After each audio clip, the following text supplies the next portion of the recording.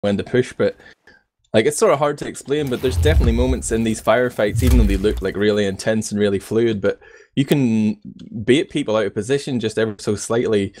Like whenever you begin a team fight, you don't have to really commit to it, guys. Like you can always go in a little bit, like show a little bit, and bait your opponent out of position. If you can get that one guy just to step forward too much and focus them down quickly, then obviously you've got that man advantage, and as long as you play a solid game, you can start to snowball things.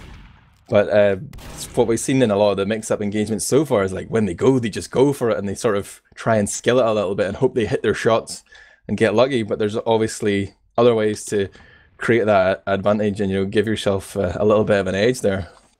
Yeah, I feel like mix-up, that playstyle, it works in most cases in Invite simply because, they're the more experienced, veteran, more talented, better DM team, but, when you go up against the likes of Froyo, like, you can't just throw yourself into that DM mix, because this is a team that can match you blow for blow, or even outclass you in certain scenarios, so that's where, like, Mix-Up trying to play that fast pace against them, I feel like they're just shooting themselves in the foot, so rather than trying to play that kind of fast game that they used to be their go-to, that's why I say I feel like slowing down would really benefit them, because a player like Clockwork's going to get antsy, and, you can try to fish for something on that, and, it's like you said, you just try to bait a player to take a step too far, and, Mix-Up definitely has the players to capitalize on things like that, they'd probably benefit from taking their time. Yeah, like we didn't really make much comment on it, but Clockwork's stats on the first game was like 8 frags for 14 deaths. He didn't necessarily show up, and I remember like at the start he was making some very optimistic plays. Like this, trying to go in like a wrecking ball into 4 or 5 guys, but getting just annihilated immediately. But obviously he's playing his first game at LAN here. He's just trying to find his sweet spot, but that is definitely something that can be exploited, and it's going to be interesting to see if Classic Mix-Up are aware of these possibilities. Maybe they're listening to the stream right now in between games. Maybe. I think also another little interesting thing to note, I think if you look at it comparatively, Banny's had considerably better stats than Clockwork this season on Scout, but the thing is, Banny typically plays around the combo, so he's the one soaking up, a lot of health, getting the bigger buffs, whereas if you think back to days past, Clockwork used to be the one that would soak up a buff and then run in, but nowadays, he'll get his occasional buff, get some health, but he's not, getting the amount of health he's used to and just running in with it, so that's definitely something, maybe he hasn't fully fine-tuned his play around, and Mix-Up, like I said, they could abuse that. But, I mean, there's Blaze. Blaze, in my opinion, this is the unsung hero of Froyo Tech. We all acknowledge him as a good roamer, but, on the flank, that's where he's kind of the balancing factor to Clockwork. Clockwork's really aggressive. Blaze is, he's always there to follow it up or lock it down, so those are kind of the 2 players to really focus on when you play against Froyo. Me and Pure used to joke about it, but, Blaze and Clockwork are your combo when you play against a team of those 2 players. Yeah, it's sort of weird. I know we were talking about this off air, but it's maybe anecdotal on my part, but I feel like Blaze is, despite being the roamer in the top team, he doesn't get much respect as a top roamer in NA, and I don't understand why this is. Maybe Seagull or Wonderwall are more impressive or whatever, but I feel like Blaze has always been slightly overlooked, despite the fact that his team wins everything.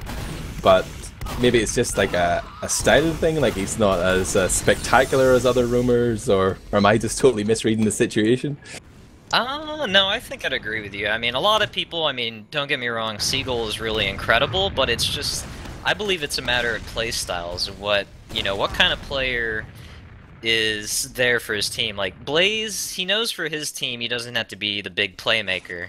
He'll go do roamer bombs and double jumps and whatnot when he needs to, but he knows he can just, stay alive, keep consistent spam, lock down choke points, and just be that guaranteed consistent damage, whereas, a player like Seagull, for him, his kind of go-to roles, he needs to be the guy that makes the openings, gets the frags, which is kind of what Clockwork does, in a sense, for this team. So it's just kind of a matter of opposites.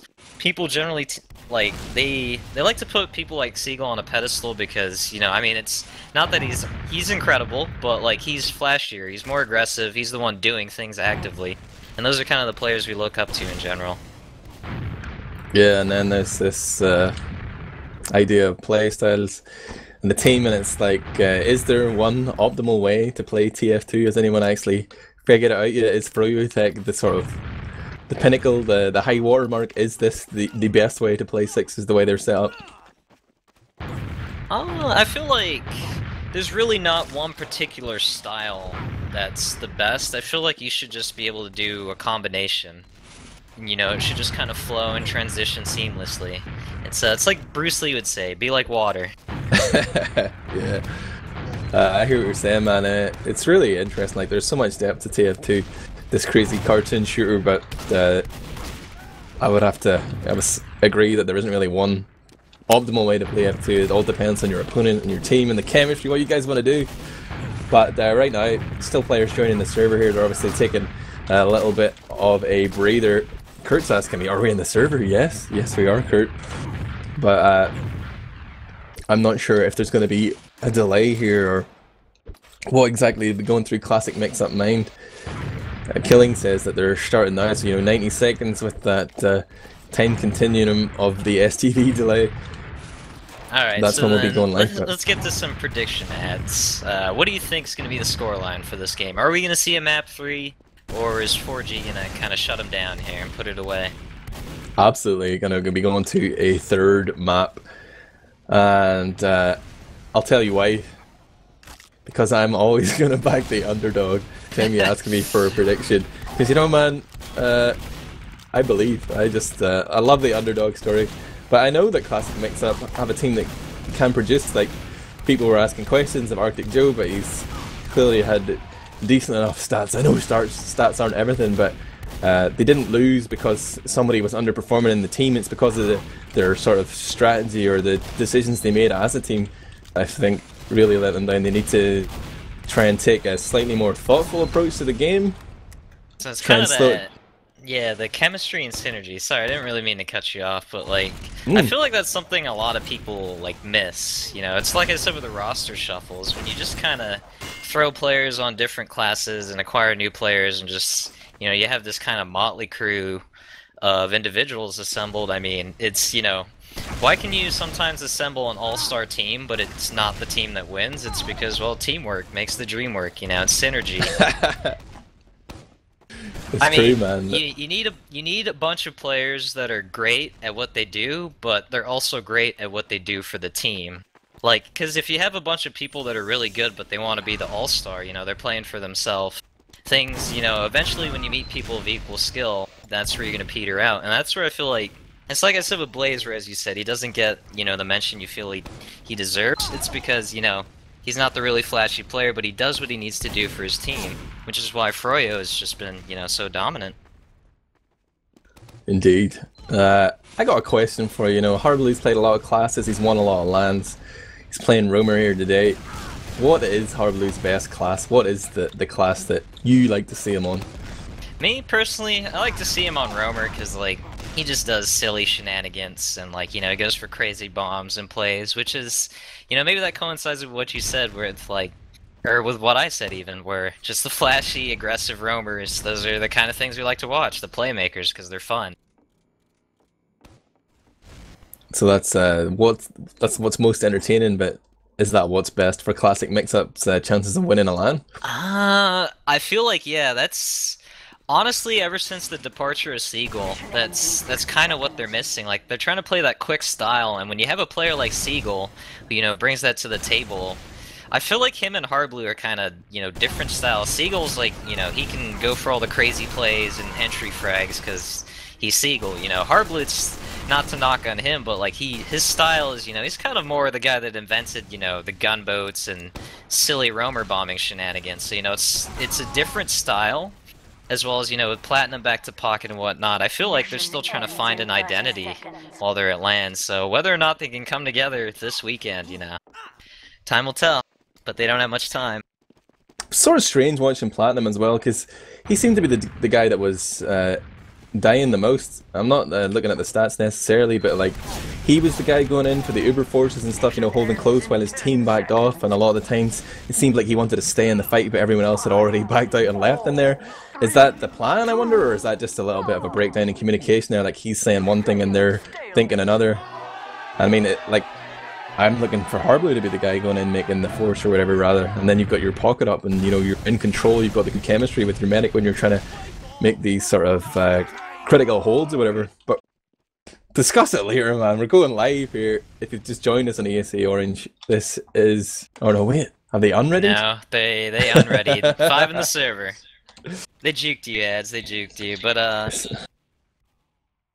I don't understand ESEA. I'm looking now at the chat though. I've got it open.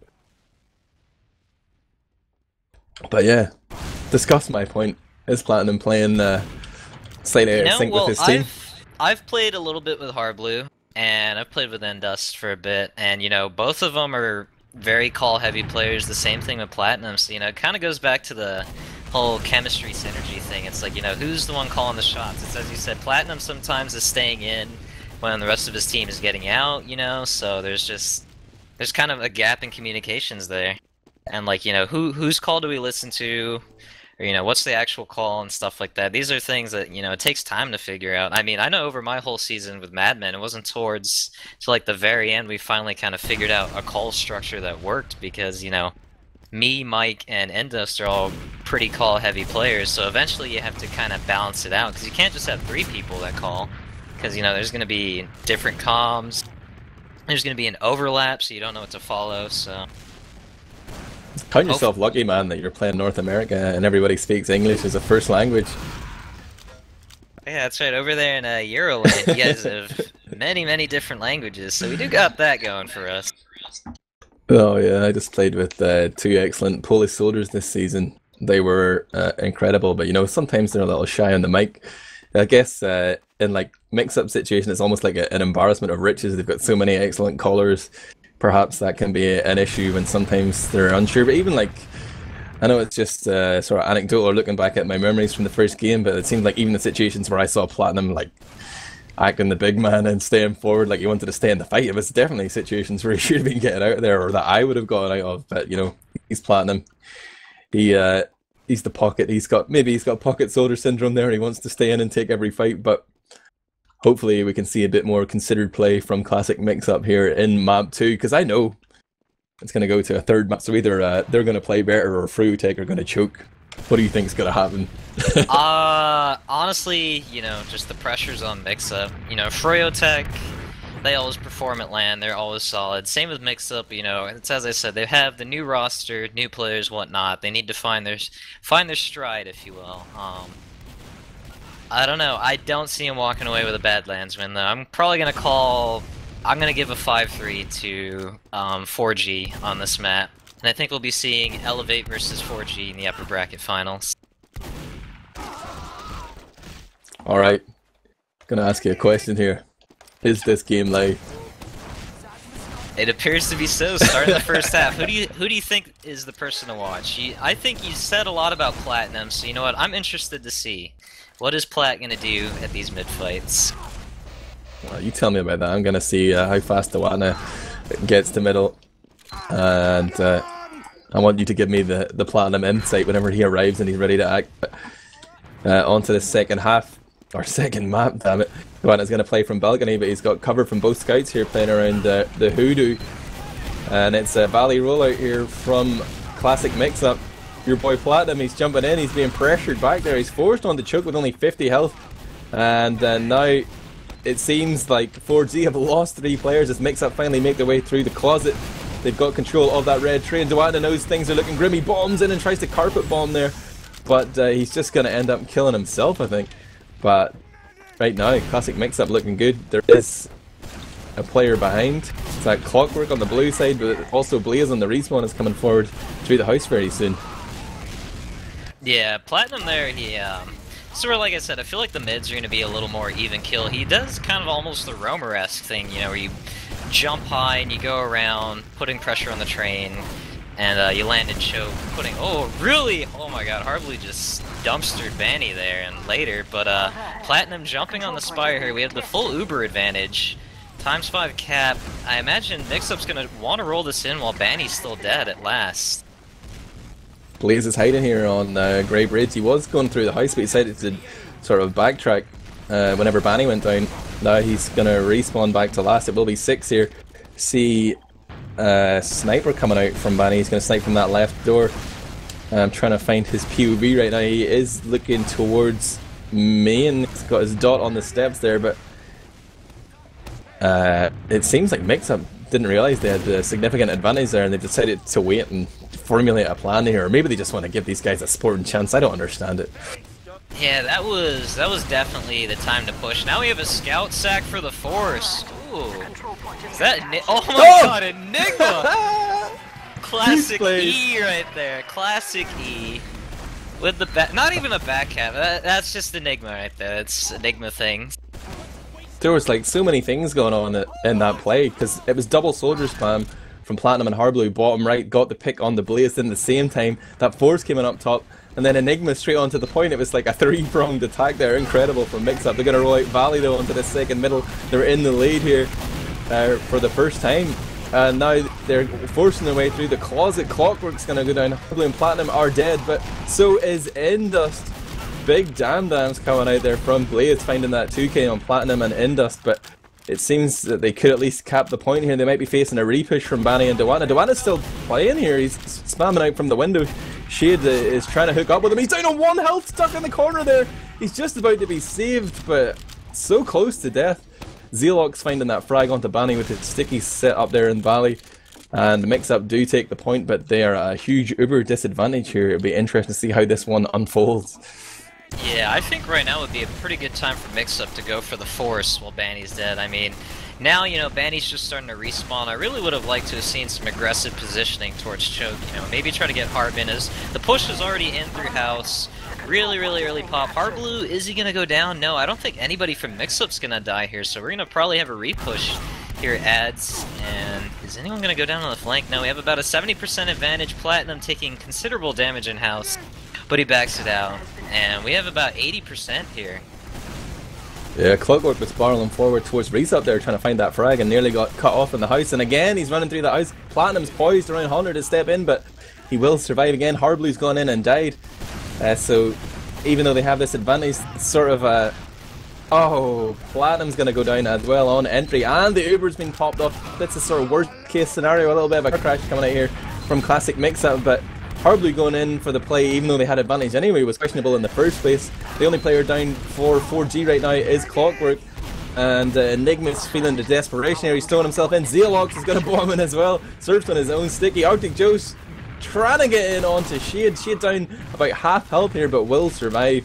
And I just really saw the play there from Froyo Tech. As soon as he'd killed off a lot of those Classic Mix-Up players, they knew they were desperate. They were just going to back off and play around that jump pad, and cleaned up everyone else with aplomb. Now they're moving in top left. Scout, Soldier and Demo. It's going to be big flashes all around here.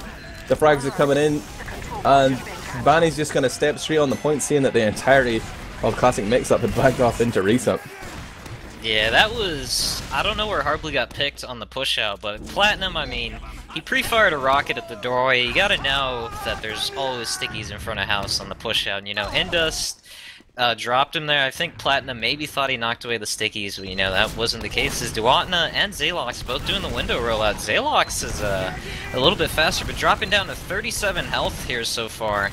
Definite advantage for 4G, but it looks like first frag actually goes to Mixup here. Platinum getting a 2k, taking down Blaze and Lansky. Both the soldiers going down. Indust, they actually end up on 4G's side. This is going to be a train wreck of a mid. And where is Shade? That is a full wipe. Yeah, Shade killbinds. I believe it was in the other team's closet. So this is seeming just like Snakewater. Quick mids, which transition into last pushes.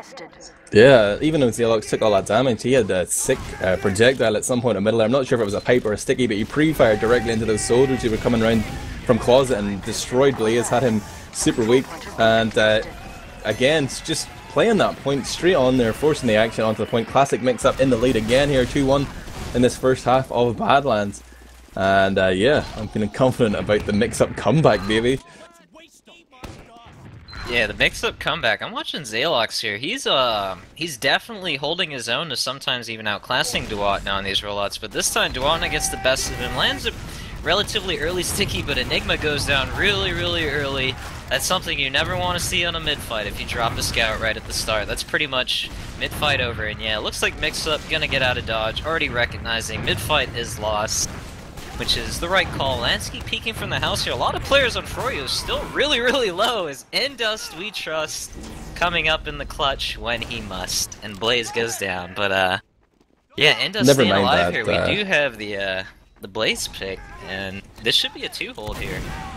That crossbow was sick from Indust, but he made an incredible surf out of the slope on middle to survive. Blaze was behind him in the house and nobody seemed to realise or react, but he managed to get himself to safety and he's kept his team in it right here.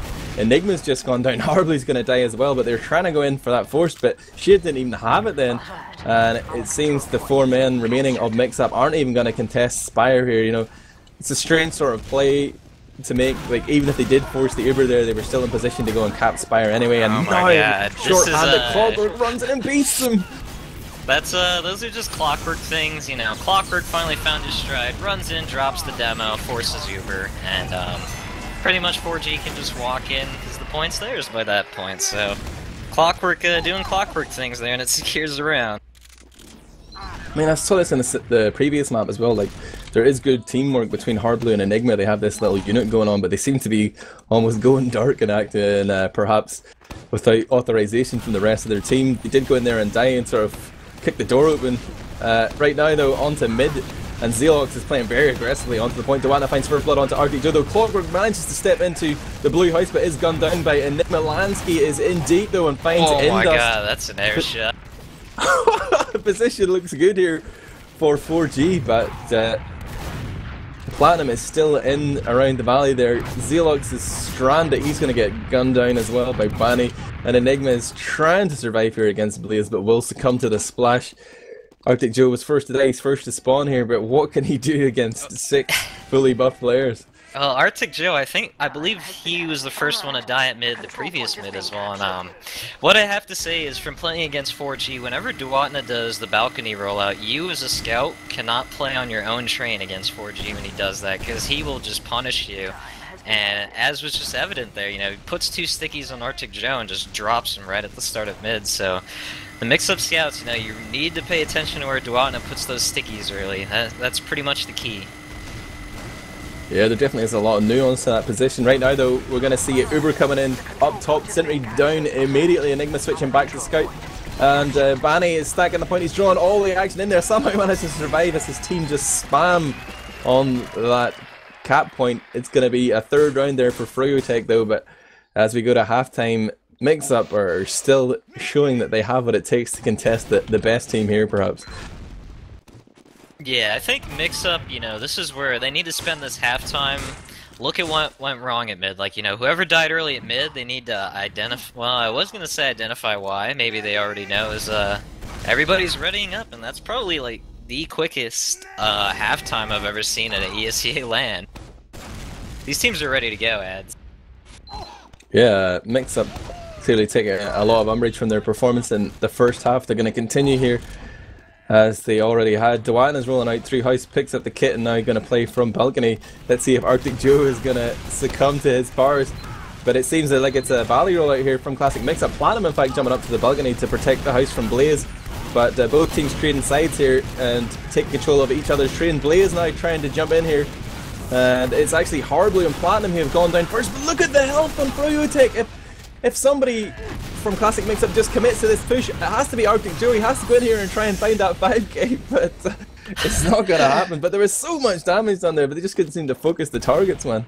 At one point, I believe 4G had like 5 people with a combined like 120 health. Like, oh man, just, I mean, look at Lansky with 2. Duatna, I believe, picked up a health pack and he's at 83. So it was just, you know, these mids are very, very close. Like, the damage is there, just the scouts, I think the scouts for Mix-Up right now really need to be landing the shots and staying alive and picking the fights, as we have a scout duel happening in Trash. Clockwork drops Enigma there in the one-on-one. That opens up lobby potentially a little bit for 4G to walk in, as it looks like Mix-Up has opted to just hold their last and not even do a forward hold. Harbleu's playing from race up here, trying to spam. He's getting intel for his team, but meanwhile there has been Banny throwing himself onto the point. Perhaps an opportunity to off-class for him, but Harbleu's still playing from behind. Has jumped up onto balcony and trades with Lansky. And right now there's actually a brief man advantage there for Mix-Up. If they did want to step forward, that would have been the time, but there is, of course, a window of time there on that play, and it has passed. 4G sitting outside, very defensive here, but Classic makes out seemingly having no intention to push. In fact, they've got a heavy weapons guy and an engineer on the field, so they are going for the full turtle here, I guess. Yeah, we got Tinkertown and the Hero class coming into play, so they're in it for the long haul here, ads. Enigma just got that level 3 up, and he's sitting there. He's always very prompt about changing back to Scout as well. He's just giving them an extra target to shoot at, so it's like you have a choice. Do I force the Uber or do I kill the sentry? But sort of, I don't know, ironically saying here where Indust is, like if they push they can do both. They can force the Uber and kill the sentry. Well, we do have the Clockwork sniper sniper actually coming into play, which I'm sure they've spotted by now, but Clockwork probably going to try and work an angle on the top left here. Is he going to get a shot? Nah, mix up, you know, they know the angles, they've played this map many a time. Platinum does peek there, Clockwork misses the shot. You know, time is on their side here. I believe they're up 3-2, so Clockwork can just take pot shots all he wants all day. Eventually, you know, he's going to hit something, and that should cue the push. He is allowed to just peek here as well. Like he's just getting free reign to step in and take that hero shot every few seconds. He is now getting spammed a little more concertedly. Platinum's actually going to drop down and peek, and that's what I was hoping for earlier. But they have good vision of Clockwork from the spawn windows. Blaze is going to find Harbleu though on the flank, and again a Harbleu death is sort of going to be the signal for the push here. Perhaps Banny's going to go down to respond to that, but now Froyo Tech seem like they're going to sit back here. They're going to realise that they don't have any sort of man advantage. Clockwork surfs down onto the lower ground, takes a look in, but Indust is playing very defensively. He's using the map geometry there, just standing on the steps. He cannot be sniped, but any frag could be good here. If Clockwork can find the demo man or the engineer, anybody is a worthy pick and worthy of pushing on, I feel, anyway.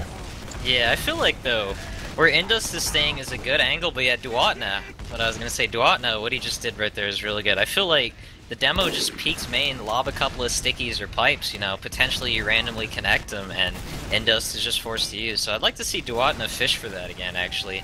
There's a Clockwork taking body shots on the demo, Enigma just kind of saying hello and staring at Clockwork through the glass, but we're more or less just waiting for the picks. Clockwork on main again. He's got Banny as a bodyguard there. He's looking for that angle. He's playing from the toxic barrels here. You can see the rockets flying at him. He's going to retreat to the lobby for the health kit here, but Froyo Tech are very happy to remain in control and make these sort of low risk plays. They're not going to sacrifice too many players. They're not even going to sacrifice their Uber charge as it stands, which is maybe something we see commonly in Europe, where teams are very happy to go in quickly and trade Ubers and then try and make the plays after that. But these teams, they seem reluctant to even pop that charge off. There's so much money on the line. Everybody wants their share of that 16 grand, as I do hear control point being contested, and it's in the back cap somehow. Oh, we have Clockwork shooting the stickies off of the point, then Duatna throwing pipes up, like I said, trying to find an angle on Endus. I think he should just keep doing that. That along with spam from up top, you know, they might be able to get a pretty cheeky force as Banny drops down to like 10 HP there. Ooh, Platinum taking a lot of damage up top there. Trying to hold his doorway. At the same time, Zealox realises that these stickies keep disappearing. His counter is going down and he keeps replacing them here. Clockwork's going to rotate. He's looking for that angle up top. They knew they did damage to Platinum earlier, and like they know Platinum's interested in taking this fight. So, but now Clockwork's changed back to the lower area. But Platinum could definitely be that entry frag they're looking for. He seems to be getting a little bit impatient there. He was down at 80 previously. Now he's picking up top. He's not even getting healed right now as Lansky walks forward. But he knows that sentry gun is within range. Banny makes a dive for the point, but gets denied quickly by that right click from Zealox. Blaze probing on the bottom right as well, is unable to find his entry, but we're really waiting for Clockwork to make something happen here, or else just die and come back as Scout. Yeah, Banny sacking, I don't know, like, did he just run to point there? Did he sneak in bottom left? You know, just ran straight from main, I think. Yeah, Clockwork just keeps taking shots main. I feel like if Arctic Joe just shows up there with Platinum, they can just kill Clockwork and maybe even kill Duatna as he's trying to fish for those, like, you know, the sneaky pipes, as I was saying. But, you know, more stalemating. Is there going to be a new exchange finally? Banny goes to the point again. Zalox dipping really low, eats a pipe. I think that's a trade they're going to take. That might cue the push. However, there are no scouts on 4G's side. Yeah, that is interesting to note. It was like Blaze pushed Harbleu back from the lower side there, and then Banny came in on the bottom, tried to make a play. So it was a little coordinated play from the two of them there. Clockwork's getting a lot of time to peek forward here. He's going to be able to dome Enigma. So that Sentry gun has no regeneration possibilities. It's just going to get spammed down now. And now Platinum chooses this as his moment to go forward and trade Ubers. Lansky is now going to come in top. He's looking through the window there. A little flash as well for Banny. He's going to storm forward and kill off Indus, then dives onto the point. Stickies have been dead, but Zealox is trying to set down more, and he's popping off pipes here, but he just doesn't have enough firepower left in his clip there. He's not going to be able to clean up, and the slow stranglehold from Froyotech has yielded a victim there. I'm actually curious as to why Platinum did that. Like, his idea, I like the idea to push in and solo as you catch them all clustered up on the stairs, but as soon as he got the force, like, he just desynced from his medic to go die, basically, rather than taking the full solo and backing up with it. But we do have another mid-fight here, as I'm watching Mansky Polanski kind of playing control of the train, you know, counter-jumping Harbleu here, it looks like, as Platinum is the first casualty at this mid-fight. Lansky's gonna get a nice bomb here. Ooh, just the pipe from Zealox able to stuff him there. But why are they still in this? Okay, they're gonna wipe.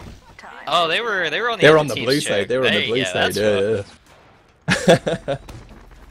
Yeah, probably best to just die as quickly as possible. Platinum's gonna respawn having died first, but he might run into Clockwork here. He's just gonna try and rush him on last. That's him down to 75 before he's gonna succumb to his wounds from Arctic Joe and Platinum. But that was definitely a play worth making. It didn't happen this time, but they have a big Ubercharge, a huge advantage, so much time to play with here. Clockwork will be back on the field. Luckily he's not going to go sniper again, so we might see some action happening pretty promptly. Lansky's going to lead the charge. It's a single Uber up top. Lansky leading, pumping out the damage. Enigma on Pyro, he knows not to shoot rockets there. He's trying to create some space on the point perhaps, pushing a few of those stickies back. His scouts know this, they're trying to edge it. Clockwork and Banny taking turns to dance on that point. And that's going to be a quick, well, reasonably quick 5-2 there. And everything I said, it was all I... Let's play ball. Yeah, Froyotech too strong. Just Froyotech, yeah. The mid fights towards the end there, looks like Froyo kind of had a beat on Mix-Up, and Mix-Up just didn't have a response. But my prediction's so far holding up, so I'm happy about that. My crystal ball is working pretty well. I thought that last hole was pretty interesting. Maybe not the most exciting to watch, but like you say, Platinum's decision to push out, well, or the way he handled it was a bit questionable. Like, he could have done that before, whilst he still had the sentry up, you know, as a sort of a security or an insurance policy to hold last. He could have gone behind and tried to make the play, but he waited until the exact moment that Enigma was dead and the sentry was down to then go and make this push out. I mean, it's sort of the idea that the best form of defense is offense. You're trying to catch them off guard, but he really just put his team in a really difficult position. By the time he went for it, it's as you said, the engineer was dead, the sentry gun was dead, and I mean the idea was to catch them all clustered on stairs as they transitioned for the push, which was like, I like the idea, but then like as soon as he got the force, he just like rocket jumped towards lower lobby, and it's like, wait a second, you know, you have like 9-10 seconds of invulnerability here. Like, at the very least, get back with your team and like body block and whatnot. Instead, like, he left himself to die, which, like, when he dies there, you know, that's 4v6 at that point. Like, that's pretty much a lost round. Indeed. Got to take a look at the logs. I believe it's going to be 20 minutes until the next game, but you know, 20 minutes seems to be code word for we don't know when the next game is going to be. I'll believe it when I see it. Like, I am furiously clicking on links here though to bring up the Badlands log, and you know, looking at the team damage again, pretty one-sided. I know it's a 5-2, that's what you would expect, but big frag difference, big damage difference. Froyotech seemingly in control for most of the game, and looking at the classic mix-up stats, you know, I'm trying to see who's performing well or underperforming, and Indust's 7 deaths to 3 of Shades. I think that medic stat line is pretty good if you look at it, honestly. Like, there were 7 rounds played out that game, and he only died 7 times, so 1 round apiece. But yeah, if you look at like the damage numbers there, like Arctic Joe, like 140 DDM, you know, Enigma 170. Then you compare like Clockwork and Banny, like 190 and like 210. So you know the scouts, like I said, just for the same reason they banned Viaduct, as you can see here, the scout muscle is a little bit stronger on the side of Froyo.